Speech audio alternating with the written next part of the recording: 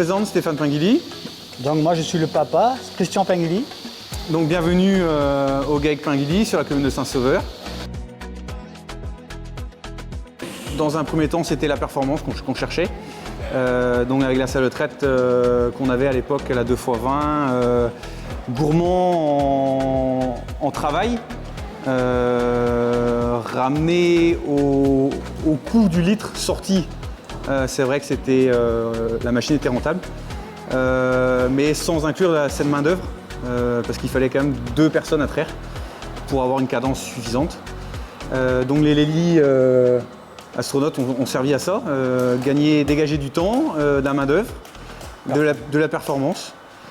Et c'est vrai qu'aujourd'hui, après les 10-11 mois de mise en route, c'est aujourd'hui qu'on le ressent. Le gain de temps, moi j'amène mes enfants à l'école, je me dégage plus de temps. Le matin, si j'ai envie de traîner un peu plus, on donne un coup d'œil vite fait sur le téléphone. On regarde si tout roule. Et on peut rester traîner un peu avec eux, prendre le petit-déj, les amener à l'école et rentrer plus tôt le soir aussi. Il est arrivé à un stade, forcément, au bout d'une carrière, forcément on a des douleurs d'épaule, c'est l'ensemble. Physiquement, en fait, ça commence à lâcher. Donc c'est bien pour ça que les robots, c'était essentiel pour lui. Puis on n'a plus la contrainte du matin. En fait, on sait que les vaches se font traire 24/24. On n'a plus d'heure fixe en fait pour venir à la traite, alors que quand on était en salle de traite, forcément, il fallait respecter une heure le matin et le soir, forcément. Ah, salle de traite reste chronophage, quoi. C'est des heures fixes, c'est 7 jours sur 7. Et ici, voilà, on peut aller faire un repas, on peut rentrer plus tard ou commencer plus tôt pour partir quelque part. Enfin, c'est flexible, les robots, c'est flexible. La robotique, c'est aussi dans la tête de l'éleveur, il faut que ça se mette en place. Mais aujourd'hui, on le ressent, ce bénéfice-là. Ouais. Après les 1 an, on accepte ce temps aussi qu'on a à s'accorder parce que on n'a plus besoin d'être là forcément à des heures précises en fait. Au cul des vaches, enfin voilà, elles font leur vie quoi. Elles font leur vie et nous on essaye de faire la nôtre aussi. Ouais, salle de traite 2x20 donc pour remettre les choses dans son contexte. C'est vrai que à l'époque, donc la construction du bâtiment et anti-robot parce que pour moi, il fallait que j'ai toujours ce visuel-là sur mon troupeau, que je sois derrière mes vaches. Depuis une dizaine d'années, les robots ont quand même évolué.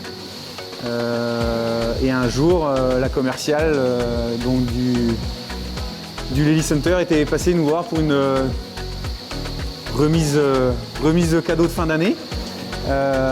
Et on a abordé le sujet robot. Je lui ai répondu, moi ça sera pas avant 2-3 ans au départ en retraite de mon père. Et voilà, le soir on s'est posé et on s'est dit pourquoi pas. La salle de traite n'est pas vieille, elle a peut-être une valeur aujourd'hui. Et là ça a mûri assez rapidement. Au bout de 6 mois, on signait les 2 robots. Donc ça a soulagé physiquement mon père quand même, qui était à la traite avec moi tous les matins et soirs, tous les jours. Après avoir fait une carrière, j'avais mal à mes articulations, au niveau de l'épaule principalement, du dos aussi. Donc forcément, l'arrivée des robots, on les attendait avec impatience. C'est vrai qu'aujourd'hui, ça a soulagé quand même. Physiquement, je me sens mieux, forcément. C'est vrai que dans l'agriculture, on se donne beaucoup pour notre métier quand même. On se sacrifie beaucoup. Aujourd'hui, je pense que notre nouvelle génération, on voit ça différemment. On essaye en tout cas de voir ça différemment. On évolue aussi. On prend plus de temps avec la famille que la génération d'avant s'est complètement sacrifiée, c'est sûr. Donc ouais, la robotique sert bien sûr à ça. Ouais. avoir cette réflexion-là aussi. Rien qu'en parlant de salariat, on a fait des entretiens, donc là on est à notre 2e salarié. Le premier a fait 7 ans chez nous, Adrien ça fait 1 an et demi. Donc il a commencé avec la salle de traite. Mais bon, le projet robot était lancé déjà. Terme de salariat, oui, c'est plus facile parce que les heures ils peuvent finir plus tôt, dire qu'à la traite autrement ça fait finir plus tard. Donc rien que l'aspect salariat, c'est plus facile de trouver du monde. Et pour nous aussi, bien sûr, pour nous ça change. Mais c'est sûr, c'est évident. C'est évident, ça attire. Il n'y a plus cette contrainte physique-là aussi, même pour un jeune. Même en organisation, Adrien, quand il est de week-end, s'il a quelque chose de prévu, il gère son temps, il commence plus tôt, il fait son tour au robot. Moi j'arrive aussi. Mais bien sûr, en termes de recrutement, c'est beaucoup plus facile. Je m'appelle Liana, j'ai 9 ans, En quelle classe tu es? en CM1. Alors, est-ce que tu vas des fois avec papa sur l'exploitation? Oui. C'est quoi tes missions? J'aide papa à faire des retards, à raquer le jet. Du coup, tu vas pas à la traite. Pourquoi tu vas pas à la traite? Je sais pas. Il y a les astronautes. Dis. Maintenant, il y a les astronautes, on va nous faire la traite.